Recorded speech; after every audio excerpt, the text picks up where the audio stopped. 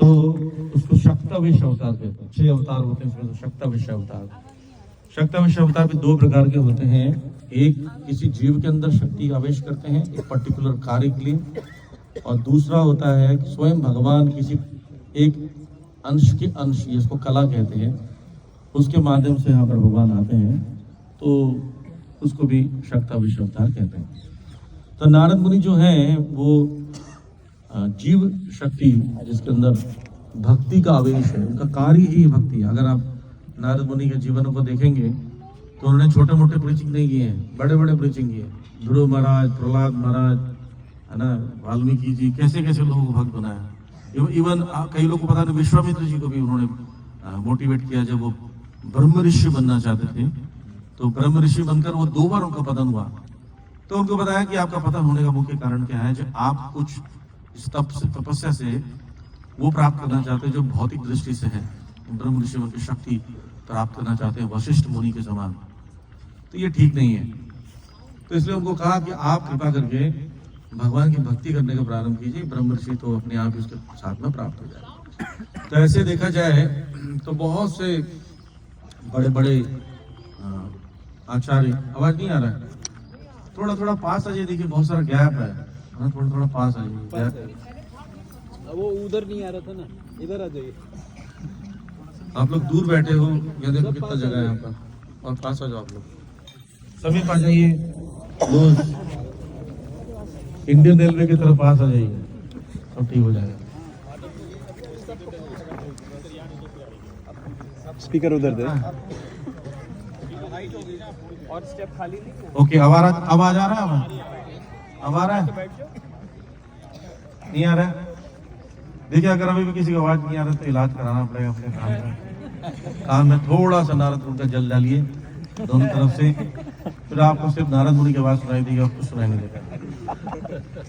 तो नारद, तो इस प्रकार से नारद मुनि जो हमारे लिए बहुत महत्वपूर्ण व्यक्ति हैं, क्योंकि उन्होंने भक्ति के अवतार हैं। तो यानी उनके संपर्क में रहने वाला प्रत्येक व्यक्ति भक्ति ही प्राप्त करेगा। इसलिए 24 अवतारों में श्रीमद् भागवत में श्रील शुद्ध गोस्वामी उनका वर्णन करते हैं। और अगर नारद मुनि नहीं होते तो जो ब्रह्मा जी से ज्ञान जो प्राप्त किया, जो ब्रह्मा जी ने भगवान से प्राप्त किया था श्रीमद् भागवतम, वो हमें कैसे प्राप्त होता। और ब्रह्मा जी ने जब वेद व्यास जी को दिया, तो वेद व्यास जी ने इसको क्या किया, लिखित रूप में संकलित कर हमें दिया। और जैसा सुनते हैं हम लोग, नारद मुनि को जब भक्ति देवी प्राप्त हुई, देखी पहली बार वृंदावन में, कैसे देखी कि उनके 2 पुत्र हैं, वृद्ध हैं। तो उनसे पूछती है कि आप क्यों रो रही हैं। वो रो रही थी, क्यों रो रही हैं? तो बोलते मैं इसलिए रो रही हूँ कि मेरे 2 पुत्र हैं, वृद्ध हो गए हैं और बहुत कष्ट में। तो बोलते तुम आप इतनी जवान हो, जवान का वृद्ध पुत्र कैसे हो सकता है? तो उन्होंने कथा बनाया कि हम लोग का, मेरा जो जन्म हुआ वो हुआ था साउथ इंडिया में, दक्षिण भारत। भक्ति का जन्म हुआ दक्षिण भारत, इसलिए बहुत सारे आचार्य आपको दक्षिण भारत में मिलेंगे। रूप गोस्वामी, सनातन गोस्वामी, प्रबोधानंद सरस्वती, रामानुजाचार्य, ऐसे महान वैष्णव धरी हुए। तो वो सब भक्ति का जन्म होता है, तो जन्म हुआ, बड़ी हुई, तो वो भ्रमण करते हुए महाराष्ट्र में गई। महाराष्ट्र में वो पूरी तरह यंग हो गई, जवान हो गई। महाराष्ट्र में भक्ति बहुत जल्दी फलती है। पर आगे वर्णन किया गया है भविष्य पुराण में और अन्य पुराणों में कि वो जब गुर्जर क्षेत्र गई, गुर्जर क्षेत्र में गुजरात भी आता है, कई लोग कहते हैं, कई बार दिल्ली वाला प्रांत भी आता है, जहाँ जो है भक्ति जो बूढ़ी हो गई, और उनके बच्चे भी जो जन्म हुए थे वो भी सब बूढ़े हो गए। न ज्ञान न वैराग्य, 2 बच्चे जो ज्ञान और वैराग्य के प्रतीक हैं। भक्ति के जने अत्याशु वैराग्य, ज्ञानम वैराग्यम चेत। तो बोल रहे हैं कि दोनों बूढ़े हो गए, तीनों बूढ़े हो गए। लेकिन दोबारा जब वृंदावन भक्ति देवी आई तो वो जवान हो गई और ज्ञान और वैराग्य बूढ़े हो गए। तो वृंदावन में ज्ञान और वैराग्य का कोई चर्चा नहीं होता था। तो नारद मुनि को जो बताया, नारद मुनि बोलते मैं क्या करूँ आपके लिए? तो बोले आप जाइए बद्रिकाश्रम जाइए। उनको गाइडेंस मिला तो बद्रिकाश्रम गए। बद्रिकाश्रम में जाकर 4 कुमारों से उन्होंने पहली बार भागवतम सुना, जो कि ब्रह्मा जी ने उनको दिया था। वही ज्ञान को दोबारा उन्होंने श्रवण किया, और वहां से श्रवण कर उन्होंने बोला इसका उपाय है कि श्रीमद् भागवतम की कथा वृंदावन में बहुत होना चाहिए और ज्ञान और वैराग्य प्रकट होगा। तो वो जब वृंदावन आए, वृंदावन में आज भी श्रीमद् भागवती में कथा होते रहती है। पर हाँ, उन्होंने जो कथा 7 दिन की नहीं की थी, नित्यम भागवत सेवया, 7 दिवस भागवत सेवया नहीं बोला गया है, नित्यम भागवत सेवा आज भी होती, कई मंदिरों में रोज होता है, इस्कॉन के मंदिरों में तो होता ही है। तो देखा जाए तो कितना बड़ा योगदान है श्रीमद् भागवतम हमारे पर नारद मुनि का। और परंपरा के हैं ब्रह्म नारद मध्व गौड़ी संप्रदाय कहा जाता है, नारदी संप्रदाय भी कभी कभी कहते हैं। तो नारद मुनि इतना बड़ा योगदान हमारे जीवन में किए हैं। और दूसरा कि मैंने जैसे बताया ध्रुव महाराज, प्रहलाद महाराज, ऐसे चरित्र को चैतन्य महाप्रभु हमेशा सुनते हैं, श्रवण करते हैं श्रीमद् भागवतम में, और बहुत बड़े बड़े कैरेक्टर हैं। ऐसे भी कहा जाता है नारद मुनि के द्वारा बनाए गए सब भक्तों का अगर जीवन चरित्र हम पढ़ते हैं पूरे जीवन भर, तो हमारे अंदर वो वैसे गुण अंतिम समय में डेवलप हो जाएंगे और हम भगवत धाम जाने योग्य हो जाएंगे। तो इसलिए नारद मुनि का हमारे जीवन में बहुत बड़ा योगदान है। और यहाँ पर जो लीला हुई है, नारद मुनि चूंकि भगवान के शुद्ध भक्त हैं और वो हमेशा उनको एक श्राप मिला था, ये श्राप मिला था कि एक स्थान पे एक गाय दूधे के से ज्यादा समय तक रह नहीं सकती। एक गाय दूधे में पता होगा गाँव वालों को 20 मिनट ज्यादा नहीं लगता, या 40 मिनट से ज्यादा रुक नहीं सकते हैं, ऐसा उनको श्राप मिला हुआ। एक्चुअली वरदान है कि वरदान, ऐसा वरदान क्यों है क्योंकि प्रीचर एक जगह रुक जाएगा तो प्रीच नहीं कर पाएगा, राइट। तो ऐसा प्रभुपाद जी कहते हैं उस प्रसंग में जो बता रहे हैं, जब दक्ष ने श्राप दिया था, दूसरी बार दक्ष को जन्म हुआ, श्राप दिया था तो उन्होंने यही कहा था कि ना तुम्हारा घर बसे, तुम ना एक स्थान पर रह पाओगे। तो ये दोनों वरदान इसलिए साबित हुए, घर बस जाता तो फिर बड़ा दिक्कत होता। जो लोग मैरिड हैं, जिनके भी छोटे छोटे बच्चे हैं, उनको समझ में आ रहा हो कि बच्चों को लेकर परिक्रमा करना एक टेंशन है, खर्चा डबल है ना। फिर बच्चे पापा पापा बोलेंगे, पहले हम अपने भीड़ बैग ही भारी लगता था, अब बच्चा को उठा के चलना पड़ता है, तो बड़ा झंझट है। फिर पत्नी का मैसेज आता रहता बीच में, आगे चलते रहो क्या, हमें छोड़ दिया, साथ में क्यों आए थे, तुम मेरा केयर नहीं करते हो। ये सब कंप्लेंट्स रहता है ना। फिर प्रसाद पा लिया, हमें पूछा नहीं, मैं कहाँ क्या कर दूं पूछा नहीं, पैसे तो दे दो दान के लिए, तो ऐसे बहुत सारे कंप्लेंट रहते हैं। अभी जैसे हम लोग सब ब्रह्मचारी में टेंशन नहीं है, ना दान देना ना कुछ, आराम से चलते रहो, बस कीर्तन करते रहो, भजन करते रहो, कोई ना कोई प्रसाद खिला दो। खर्चा भी है ही नहीं, ऑलमोस्ट खर्चा नहीं रहता है। लाल कार्ड हमारे पास, जैसे अमेरिका में ग्रीन कार्ड होता है, हमारे पास रेड कार्ड है, कहीं भी जाओ एंट्री है। तो उस प्रकार से नारद मुनि को वास्तव में वरदान मिला है, तो प्रचार करने लगे। लेकिन कुछ स्थानों में वो वरदान, वो श्राप काम नहीं करता। जितने भी भगवान के धाम है वहां पर नहीं करता। जहाँ कृष्ण निवास करते हैं वहां पर ये श्राप काम नहीं करता। तो वहां पर प्रभुपाद जी तात्पर्य लिखते हैं कि ऐसे ही कितने भी श्राप हो, जब आप धाम पहुंचते हो तो श्राप का असर खत्म हो जाता है। हाँ, वापस भी जाओगे तो फिर वापस शुरू हो जाएगा। तो नारद मुनि जब द्वारका जाते हैं तो बहुत लंबे समय तक वहां निवास करते हैं, भगवान की लीलाओं को देखते हैं। श्रीमद् भागवत में द्वारका का वर्णन है। ऐसे जब नारद मुनि ब्रज आते हैं तो ब्रज में भी वो बिल्कुल बिंदास रह के आराम से कई दिनों तक यहाँ विचरण करते हैं, जब तक कोई मुनि या भगवान स्वयं आदेश न दें कि जाओ यहाँ पर क्यों हो, प्रचार करो। जैसे हमारे गुरु महाराज जब भी देखते हैं मायापुर में, वृंदावन में, क्या कर रहे हो, कितने दिन से हो, बोले 4 दिन से। बोले वापस जाओ दिल्ली प्रीचिंग करो, क्योंकि प्रचारक का कार्य है, ज्यादा प्रचार में समय बिताया। तो नारद मुनि को भी यहीं पर समय बिताया। तो उन्होंने जब यहाँ पर सुना उन्होंने कि यहाँ रास लीलाएं हो रही हैं, भगवान कृष्ण की वेट करती हैं गोपियां विरह गीत गाती हैं, वेणु गीत गाती हैं और पुकारती हैं, कृष्ण प्रकट हरिदेव का मंदिर है, वहां पर वो हरिदेव से प्रार्थना करती थी कि नारद मुनि भगवान कृष्ण आ जाए और उनके साथ हम बातें करें, विहार करें, लीलाएं करें। तो ये सब सुनते थे। और वो जब उनको देखने की इच्छा हुई कि रासलीला में प्रवेश करो देखें, तो रिस्ट्रिक्शन है, देवता कोई प्रवेश नहीं कर सकता, सामान्य भक्त नहीं कर सकता, उन्नत भक्त नहीं कर सकता। जो कि भक्ति रसामत सिंधु के अनुसार जो नित्य सिद्ध परिकर है उनको कहा जाता है रागत्मी का भक्त। रागत्मी का भक्ति वहां पर प्रवेश कर सकते हैं, रागानुगा में नहीं कर सकते। रागानुगा बस मेडिटेट कर सकते हैं, ये मानस शरीर से जा सकते हैं सेवा करने के लिए। तो उनको बड़ी चिंता हो गई कि मैं कैसे जाऊंगा, तो सोचे कि चलो मैं ट्राई करता हूँ, जैसे हम लोग ट्राई करते हैं ना प्रसादा मॉल में घुसने की, कैसे हम ट्राई करते हैं, देखा जाएगा इधर से घुस जाएंगे उधर से घुस जाएंगे। लेकिन सारे स्पिरिचुअल बाउंसर खड़े रहते हैं गेट पर ही, कूपन दिखाओ। इधर खड़े थे ना लोग, नहीं तो प्लेट ही नहीं मिलेगा। लोगों ने इस बार पिज्जा का रिस्ट्रिक्शन भी रखा था, कूपन नहीं दिखा हुआ तो पिज्जा भी नहीं मिलेगा। ऐसे ही वो गेट पे खड़े थे। कौन? गेट पर सबसे खतरनाक गोपी है ललिता। ललिता विशाखा गेट पे खड़ी है, बोलती कहाँ जा रहे हो? कौन है भाई? नारायण नारायण वीणा लेकर अंदर घुसे जा रहे हैं। बोले अभी तो लीलाएं हो रही है, हमने सुना है, हम देना चाहते हैं, रास लीला हम भी प्रवेश करेंगे। बोला इस रूप में नहीं होगा। तो बहुत चिंतित हो गए, दुखी हो गए, रोने लगे। तब श्रीमती राधा रानी की कृपा से उनको बोला गया कि 10 इनको प्रवेश करने दिया जाए, और इस रूप में प्रवेश नहीं कर सकते, पुरुष रूप में, कम से कम स्त्री रूप में जाना पड़ेगा। तब उनको कुसुम सरोवर में ललिता जी ने कहा कि 3 डुबकी लगाओ। 3 डुबकी लगाने के बाद नारदी गोपी बन गई। कौन सी गोपी? नारदी।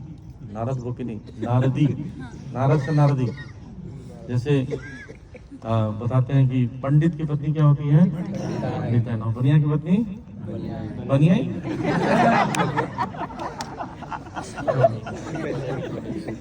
बनानी सीमेंट वाली बात है। एनीवे, बनिया की पत्नी होती है, उसका नाम होता है बनिया की पत्नी। बनानी होता है, बोलते हैं। हाँ, बोल लेते हैं, लेकिन बनिया की पत्नी। एनीवे, तो नारद मुनि क्या बन गए? नारदी गोपी। नारदी गोपी बन के वो साथ में मौका मिला। रासलीला में 3 प्रकार के लोगों को प्रवेश मिलता है। नित्य सिद्ध परिकर होते हैं, जो कि गोलोक धाम से भगवान इंपोर्ट करके लेकर आए यहाँ पर, वही। और दूसरे होते हैं जो देवी देवताओं जो होते हैं, जो सिद्धि प्राप्त करें और इसी की इच्छा से उन्होंने तपस्याएं की है ऊपर के लोगों में, सिद्ध लोगों में, वो सब प्रवेश करते हैं। और जो पिछले जन्म में या पिछले युग में, जैसे श्री रामचंद्र जी जब कौन से ये था, दंडक वर्ण में, दंडक वन में जब भ्रमण कर रहे थे, कई ऋषि मुनि जो थे वो उनको चाह रहे थे कि उनके साथ रासलीला करें। बोले भाई रासलीला, हम दूसरी शादी नहीं कर सकते, एक पति व्रत धारण किया है। तो बोलते फिर हमारा क्या होगा, हम तो इतने सालों से दंडक वन में तपस्या कर रहे हैं आपके लिए। तो बोले जब रासलीला करने के लिए अगले युग में आऊंगा कृष्ण बनकर, तब मेरे साथ में आप गोपियां बनकर प्रकट करूंगा। तो वो आई, यानी पिछले जन्म के देवी देवता और नित्य सिद्ध परिकर, ये रासलीला में प्रवेश कर सकते हैं। ये नारद मुनि का स्पेशल एंट्री हुआ है, स्पेशल अप्रोच से। राधा रानी की कृपा से, ललिता विशाखा की कृपा से उन्होंने डुबकी लगाई, नारद मुनि नारदी बनी और रासलीला में प्रवेश करी। तो बोले आपका टाइम खत्म हो गया, रासलीला हो गया, वापस बन जाओ, ऐसे नहीं रहोगे हमेशा। वापस ले आए, फिर से कुसुम सरोवर में उसको स्नान कराया गया। स्नान करके उन्होंने फिर बाहर निकल के वो नारद मुनि वापस बन गए। लेकिन उनकी इच्छा अंदर भर गई बहुत, कि मैं कितना अभागा हूँ कि मैं थोड़े समय के लिए। और सोचो हम लोग कितने अभागे होंगे, तो मौका तो छोड़ो, रासलीला ही समझ नहीं आती है, कितने अभागे। तो उनको बहुत चिंता हुई। तो भगवान कृष्ण हृदय में प्रकट होकर उनको ज्ञान दिए, और ब्रह्मा जी प्रकट होकर ज्ञान दिए कि यहीं पर कुसुम सरोवर के सामने आप यहाँ पर एक वृक्ष नीचे तपस्या करो। वृक्ष तो यहाँ नहीं है, तो यहाँ तपस्या करो, और यहाँ जाके तपस्या करके राधा रानी और कृष्ण की लीलाओं का वर्णन सारे संसार में फैलाओ, भक्ति की महिमा को फैलाओ। क्योंकि हमारी परंपरा में, एक गौड़ीय वैष्णव परंपरा में एक सबसे महत्वपूर्ण कार्य है, हम भगवान को पाने का प्रयास नहीं करते हैं, सभी लोगों को भगवान को देने का प्रयास करते हैं। जैसे कि श्रील प्रभुपाद ने किया, 70 साल की आयु में वृंदावन छोड़कर कहाँ गए? अमेरिका गए, इसलिए सारे विश्व के लोग वृंदावन आ रहे हैं। ताली बजा दी। और जैसे कि यशोदा मैया कृष्ण को छोड़ रही हैं कृष्ण की सेवा की, तो वहां पर जैसे राधा गोविंद महाराज बताते हैं, हमारी जो परंपरा है ना, कृष्ण की सेवा करने की मूड की परंपरा है। कृष्ण के साथ घूमने की परंपरा ज्यादा नहीं है। कृष्ण की सेवा कैसे? वो सेवा करने के लिए तत्पर रहते, परेशान रहते हैं, कैसे भी सेवा हो जाए, सेवा हो जाए। और स्मरणम नाम का एक भक्ति अंग है जिसमें बताते हैं कभी कभी स्मरणम इतना खो जाता है भक्त कि भगवान की ही सेवा कर रहा है और भगवान को भूल जाता है। जैसे कभी कभी स्त्री कुकिंग करती है, कुकिंग करते करते करते करते वो ये भूल जाती है कि किसके लिए कुकिंग करे, कुकिंग को बेस्ट करे, उसको ध्यान रहता है किसके लिए कुकिंग करे। तो जब कुकिंग बेस्ट हो जाती है, रिजल्ट आ जाता है, तो किसको ऑफर करना याद आ जाता है।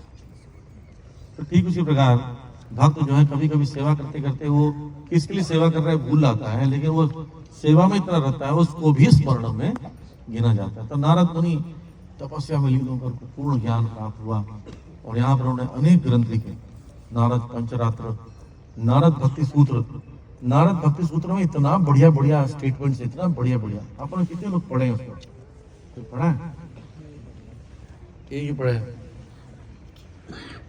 तो पढ़िए, सब लोग पढ़िए। उसमें बताया गया है कि अभी श्रील प्रभुपाद जी का एक कोट आया था बीच में 10-15 दिन पहले, आपको याद होगा कि अगर आप सूर्य ग्रहण के समय आप समस्त पितरों को या समस्त संसार के लोगों को दान करते हो और ऐसे स्थानों में निवास करते हो जैसे काशी मथुरा, ऐसे जब स्थानों में निवास करते हो करोड़ों करोड़ों जन्मों तक, या फिर बताते हैं जो पितृपक्ष के अंतिम समय में अगर आप सोने का पहाड़ भी दान करते ऋषि मुनियों को, तो उसे जो फल प्राप्त होने वाला है वो हरे कृष्ण मंत्र की जप से जो प्राप्त होने वाला फल है उसकी तुलनात्मक दृष्टि से एक बिंदु मात्र भी नहीं है। जिसको उस हरे कृष्ण मंत्र को इतना लाभ मिलने वाला है उसकी हम लोग 12 बजा कर रखते हैं। हरे कृष्ण मंत्र जपने हमारी कोई रुचि भी नहीं है, सोचिए इतना बड़ा लाभ होने वाला जिससे एक बिंदु मात्र भी नहीं, कंपैरिजन नहीं किया जा सकता। नारद मुनि जो कह रहे हैं भक्ति सूत्रों में कि अगर कोई व्यक्ति ध्यान पूर्वक जप करता है उससे मिलने वाला फल इन सब फायदों की तुलना में कुछ भी नहीं है। तो ऐसा बहुत तुलना की है। ज्ञान मार्ग में बहुत कठिनाई है, योग मार्ग में बहुत कठिनाई है, ज्ञान मार्ग में कोई अकेलापन है, भक्ति मार्ग में योग मार्ग में बहुत सारा गिरने के पतन होने के चांसेस है, लेकिन भक्ति मार्ग में भक्तों की एसोसिएशन इतनी पावरफुल है, गुरु का कृपा इतना पावरफुल है कि व्यक्ति कोई गिर भी जाए नारद कुंड में तो उसको बचाने वाले 4 दौड़ जाते हैं, हुआ ना। तो इसलिए ये नारद मुनि के भक्ति सूत्र को जरूर पढ़िए, समय निकालिए। और प्रभुपाद जी का खुद लिखा हुआ है, उसमें परपोर्ट भी है प्रभुपाद जी का, तो बहुत अच्छा एक्सप्लेनेशन है, उसको पढ़िए और उसका प्रचार कीजिए। और नारद मुनि ने यहाँ से फिर जब विचरण के लिए गए थे, यहाँ से जाकर उन्होंने वेद व्यास जी को इंस्पिरेशन दिया श्रीमद् भागवतम लिखने के लिए, भगवान के बारे में लिखने के लिए। तो फिर वेद व्यास जी ने इस सब भागवतम लिखा, इसमें भगवत महिमा लिखा, वो उनका जीवन पूर्ण हुआ। और उस वजह से आज नारद मुनि कृपा से, भगवान कृपा से, वेद व्यास जी कृपा से हम लोग श्रीमद् भागवतम पढ़ पा रहे हैं और भक्ति कर पा रहे हैं। और प्रभुपाद जी कहते हैं कि मेरे पर भी नारद मुनि जैसे लोगों की कृपा है, इसलिए मुझे अनेक मेरे बनाए हुए ब्रह्मचारियों के द्वारा उनके माता पिता का श्राप है, एक स्थान में नहीं रुकूं, तो मेरे लिए वरदान मेरे लिए भी है कि मैं भटक रहा हूँ, सभी स्थानों में प्रचार कर रहा हूँ। लेकिन चिंता मत करो, प्रभुपाद जी कहते हैं उस पर बोर्ड में, ये श्राप जो है परंपरा के द्वारा ट्रांसफर होगा और मेरे शिष्यों को जाएगा। परपोर्ट ही लिखा है, और उनको जाएगा श्राप, वो भी एक जगह नहीं टिकेंगे, वो प्रचार करेंगे। और इस प्रकार से आंदोलन चलता रहेगा। वो दक्ष जी का श्राप है नारद मुनि के माध्यम से हमारे तक पहुंचा है, हम आगे बढ़। और हमको भी कई लोगों ने श्राप दिया, तो हमारा घर नहीं बसेगा, बोला थैंक यू वेरी मच, तो चाहते ना बसे। किसका जिसका घर बसे वो कभी नहीं हंसे, है कि नहीं? तो हम क्यों फंसे? क्योंकि हमेशा हम लोग हंसे, है ना? नहीं, एक्चुअली क्या है कि मैंने कभी भक्तों को बता रहा था कि जितने भी भक्त यहाँ ग्रस्त आए हैं वो बेचारे यही हंसते हैं, क्योंकि यहाँ पर कोई नहीं फंसते हैं, सब मुक्त है। नारद मुनि की, नारद कुंड धाम की, गिरि गोवर्धन की, गिरिराज धारण की, निताय गौर प्रेमानंदे। अरे कोई क्वेश्चन है? 1-2 क्वेश्चन ले सकते। हाँ, कुसुम सरोवर के बारे में बता देते हैं, अच्छा प्रश्न है। कुसुम सरोवर के बारे में शॉर्ट में बता देते हैं, क्योंकि अभी गुरु पूजा प्रारंभ करना है, समय हो रहा है। कुसुम शब्द जो है पुष्प से है, और सरोवर जो कि वहाँ सरोवर का बहुत बड़ा जगह है जहाँ आप लोग बहुत सारी सेल्फीज खींचते हैं। आज मौका नहीं मिला आप लोगों को, तो आप लोगों को बहुत दुख हुआ होगा। हम इसके लिए 1 मिनट का मौन भी रख सकते हैं। कई लोगों के स्टेटस आज इतने सुंदर नहीं आएंगे, कुसुम सरोवर यहाँ पर खींच सकते हैं। यहाँ पर देखिए, आप यहाँ पर खींच के बोल सकते हैं I mean Kusum Sarovar, anyway नागरिक भी बोल सकते हैं। तो कुसुम सरोवर जो स्थान है वो वन बिहारी जी, वहां पर वन बिहारी जी का दर्शन किया आप लोगों ने? हाँ, तो वन बिहारी जी है वहां पर, उसको विषय बताते हैं। वर्णन आता है ब्रह्म वैवर्त पुराण में। कल रात को ही ब्रह्म वैवर्त पुराण पढ़ रहा था, उसमें एक प्रसंग आ रहा है कि जब ये गोपियां जो हैं पुष्प चयन कर रही हैं उत्सव के लिए, तो चयन करते समय ये वन बिहारी जी हमारे जो कृष्ण हैं पहुंच जाते हैं, बोलते हैं ये गोपियों क्या कर रहे हो ये सब? बोले पुष्प चुन रही हैं। किसके परमिशन से चुन रही हो? बोलते किसी के परमिशन की क्या जरूरत है? राधा रानी जो हमारी है वृंदावन की वनेश्वरी है, वृंदावनेश्वरी है। बोलते नहीं, ये वन मेरा है, मैं मेरा राज हूं, इस वन वृंदावन का राजा हूं, मेरे से परमिशन लो। तो बोलती है कि बोले कल का लड़का, हमने तो कितनी बार तुमको माखन चोरी करते हुए देखा है, तुम यहाँ के कहाँ के बन गए राजा? तुम तो नंद बाबा के पुत्र हो बस, रानी तो हमारी राधा रानी है। ऐसा उन्हें बहस चलने लगा। तो फिर बोले नहीं, यहाँ से चुनोगे हमारी पूरी गैंग हमला कर देगी तुम पर, यहाँ से चुनना नहीं। तो ऐसा उनका झगड़ा अक्सर चलता था। बाद में राधा रानी जो है, राधा रानी, लेकिन वो राधा रानी को सामने लाते जैसे कि राधा रानी ये मान नहीं रहे, लेकिन हमें रोक रहे हैं कृष्ण। राधा रानी को देखते ही कृष्ण का भाव बहुत चेंज हो जाता है, हमेशा ऐसे होता है, हालात खराब हो जाते हैं। जैसे गिरिराज जी का दर्शन, जब गिरिराज जी को धारण किया था तो राधा रानी ने घूंघट यहाँ तक रखा था पूरा। राधा रानी बैठी है, गोपियां बैठी हैं। गोवर्धन लीला कैसी है जो भगवान को सबसे ज्यादा प्रिय है, क्योंकि वहां पर ग्वाल बाल मित्रादि जितने हैं, वो भी वृद्ध लोग भी, जितने वात्सल्य रस हैं, जितने श्रृंगार रस वाले हैं, वो सब एक ही स्थान पर एक ही समय में एक ही साथ थे, उनको देख रहे थे और वो सबको एक जगह बैठ खड़े होकर देख सकते हैं। ऐसा जनरली होता नहीं है। गौचारण के लिए गए तो गोपियां नहीं मिलती, गोपियां मिलती तो फ्रेंड्स चले जाते हैं, और वात्सल्य रस तो सोच ही नहीं सकते। अब वात्सल्य रस रहता तो कोई घर में घुस ही नहीं सकता। तो ये सब एक स्थान पर हो रहा था। तो राधा रानी, जब राधा रानी को देखते थे, लेकिन राधा रानी का चेहरा दिखता नहीं था, तो सब कहती गोपियां कि कृष्ण लगातार आपको देख रहे हैं, राधे जरा तनिक दर्शन दे दो। बोले मैं दर्शन दी तो सब दब के मुड़ जाओगे। बोले ये कैसे संभव है? बोले हाँ, वो जो तो शक्ति उक्ति मुझे जो मिली उनके पास जो है, वो शक्ति सब क्षीण हो जाती है जब मुझे देखते हैं तो। बोलते अच्छा। बोले विश्वास नहीं है हमें। बोले देखो ये विश्वास करना ही पड़ेगा, इस बार ट्राई करना भी ठीक नहीं है। तो बोलते हैं लेकिन एक बार एक झलक तो दिखा दो उसको। देखो बेचारा 7 दिनों से खड़ा, तो फिर देख रहा है, निहार रहा है। कृष्ण कहते हैं बात तो सही है। तो राधा रानी क्या करती है, ऐसे घूंघट ऐसे उठाती है, वैसे बंद कर, इतने में मतलब वो पलक झपकना जैसे होता है ना, निमिष काल दर्शन बोलते हैं उसको, निमिष काल दर्शन। ऐसे खोला, वो पूरे हिल गए पूरी तरह से, कृष्ण गुड़ लगा, सब भयभीत हो गए। और जो कई लोगों को तो पता भी नहीं चला क्या हुआ था। बेचारे जो लाठी उठी लेकर सपोर्ट पे खड़े थे, तो किसी ने कहा कि कृष्ण थक गए लग रहा है। कृष्ण तुम थक गए हो तो चिंता मत करो, थोड़ी देर सुस्ता लो, हम ये लकड़ी से लाठी से सपोर्ट करके रखे हुए हैं, चिंता मत करो। बोले नहीं, चिंता का विषय तो शुरू हो गया है। राधा रानी दर्शन दिया, पूरा घूंघट अगर खुला रहता है 1 मिनट तक भी, तो इंद्र को जरूरत नहीं प्रयास करने की, हमें यही रखना पड़ता, सब चपटे हो जाते। तो श्रीमती राधा रानी का दर्शन ही ऐसा है।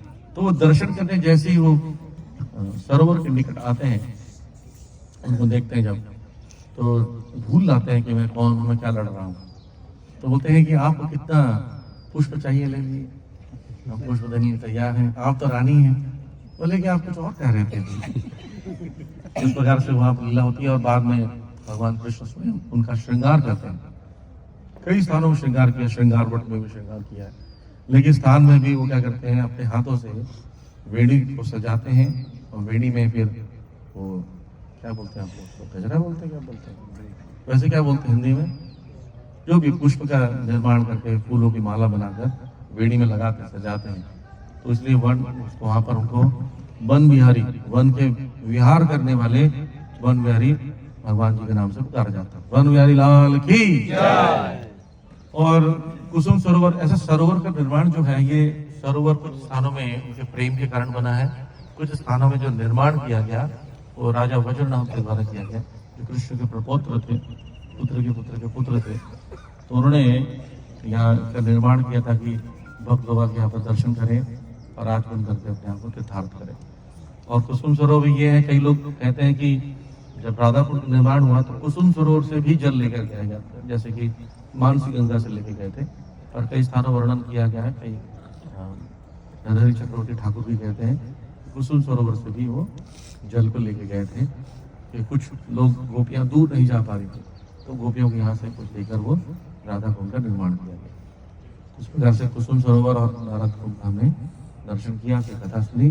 कुसुम सरोवर धाम की, नारद कुंड धाम की, गौर प्रेमानंदी। तो आप लोग सब आचमन कर लिए, डुबकी वाला नहीं, ऐसे वाला आचमन कर लीजिएगा। और किसी कोई प्रश्न है तो पूछ सकते हैं, आने तो आगे। Any question? सबको सुनाई दे रहा था? Thank you very much. प्रश्न है? Hare Krishna Prabhu ji, thank you for the enlightening talk. Prabhu ji, मेरा क्वेश्चन था कि आपने कहा कि स्मरणम का एक लेवल ये है कि हम जो स्मरणम का ऑब्जेक्ट है भगवान है, उन्हीं को ही भूल जाते हैं, सेवा में इतने लीन होते हैं। तो जैसे प्रभु जी हम भी जैसे सेवा में सेवा कर रहे हैं या अपना जो कार्मी जीवन का जो कार्य है भगवान को अर्पित करते हुए कर रहे हैं, इस भाव से कर रहे हैं, लेकिन उसमें करते करते हम कहीं पे लॉस्ट हो जाते हैं, हम उसको मेंटेन नहीं कर पाते उस भाव को। तो क्या तब भी इसको एक स्मरणम का एक लेवल कहा जा सकता है? इसमें उनका प्रश्न है कि जब हम लोग कभी जॉब कर रहे हैं, उसका कुछ ना कुछ डोनेशन देते हैं और ये सोच कर रहे हैं जॉब कर रहे हैं, तो क्या उसमें भी जब कभी ऑफिस में भूल जाते हैं भगवान कृष्ण, या कभी कभी ये भूल जाता है हम डिवोटी हैं, तो उसको कैसे समझाया जाए? क्या वो भी स्मरण में आता है? तो ये पूरी तरह शुद्ध नहीं है, ये इसमें थोड़ी अशुद्धि है। इसमें अशुद्धि क्यों है? क्योंकि कहीं ना कहीं उस धन को प्राप्त करने या भोगने की इच्छा बनी रहती है हमारे अंदर। लेकिन जब आप प्योर स्टेज पर आते हो तो भगवान की सेवा करने का उद्देश्य रहता है, और उस उद्देश्य को सेवा करते करते करते भूल जाते हो, वो अलग है। अभी हम लोग में क्या है, कहीं ना कहीं हमारे अपने घर की चिंता भी रहती है, फ्यूचर की चिंता है, पैसा सेव करेंगे, तो पार्शियल इसमें मिश्रण है, तो उसको कर्म मिश्रित भक्ति कहा जाता है, प्योर डिवोशन नहीं है। कर्म मिश्रित भक्ति में जो कर्म के फल को थोड़ा थोड़ा भोगने की जब इच्छा बनी रहती है, उसका जो मिश्रण हो जाएगा भक्ति में, तो कर्म मिश्रित भक्ति करते हैं। जो स्पेकुलेटिव नॉलेज ज्यादा, स्पेकुलेशन ज्यादा लगाते हैं, बुद्धि को लगा लगा के समझना चाहते हैं, तो ज्ञान मिश्रित भक्ति होता है। और दोनों हो तो कर्म और ज्ञान मिश्रित भक्ति कहा जाता है। इसलिए भक्ति को अनअलॉयड कहा जाता है, उसमें अलॉय नहीं है, मिश्रण नहीं है। तो ये धीरे धीरे होता है भक्ति में। कभी जैसे प्रभुपाद जी के शिष्य थे सुबल प्रभु, वो जो वृंदावन में और सेवा कर रहे थे, तो उन्होंने जब ईंटें गिरने की प्रभुपाद जी ने कहा, तो बोले प्रभुपाद जी मैं ईंटा गिर रहा हूँ, रोने लगे। तो बोले इधर आओ, क्यों रो रहे हो? बोले मैं ईंटा गिरते गिरते मुझे याद भी नहीं है मैं क्या कर रहा हूँ क्या नहीं कर रहा हूँ। प्रभुपाद जी बोले तुम कृष्ण के लिए कर रहे हो, तुम कृष्ण को भूल भी जाओ उस दौरान सेवा करते हुए, फिर भी कृष्ण तुम पर कृपा करेंगे, क्योंकि जो कार्य भगवान तो तुम्हें देख रहे हैं। जैसे लोकनाथ स्वामी महाराज बताते हैं, जब आप जॉब करते हो तो कभी कभी ऐसा भी होता है कि हम कृष्ण का ध्यान नहीं कर पाते हैं, है ना? ऐसा होता है अक्सर हमारे साथ, कृष्ण को बिना ध्यान कर जॉब करते रहते हैं। तो लेकिन आप चूंकि जॉब कर रहे हो और जॉब कर हरे कृष्ण मंत्र समारोह अगर बोल रहे हो, तो कृष्ण का ध्यान तो तुम्हारे अंदर है कि मेरे लिए जॉब कर रहा है। जैसे मैं किसी के लिए बुलाऊं, मान लीजिए कोई डिवोटी है, उनको बुलाओ, मैं पुकारूं, जैसे नरोत्तम को बोलो नरोत्तम, मैं नरोत्तम तरफ इंटेंशन करके नहीं बोला, लेकिन नरोत्तम लोग इंटेंशन मेरे तरफ आ गया। क्यों? क्योंकि उनका नाम तो नरोत्तम है ना। ऐसे कृष्ण का नाम बुला रहे, जो सड़क पर बोलते समीर, और उसमें जितने समीर लोग आपकी तरफ देखते हैं, क्योंकि उनको पता है कि मेरा नाम समीर है। तो भगवान को पता है कि भगवान का नाम क्या है ना, तो इसलिए भगवान को पता चल जाता है कि आप क्या करते हैं। तो इसलिए इम्पोर्टेंट क्या है, आपकी सर्विस करते समय, जॉब करते समय इंटेंशन क्या है। That is most important point.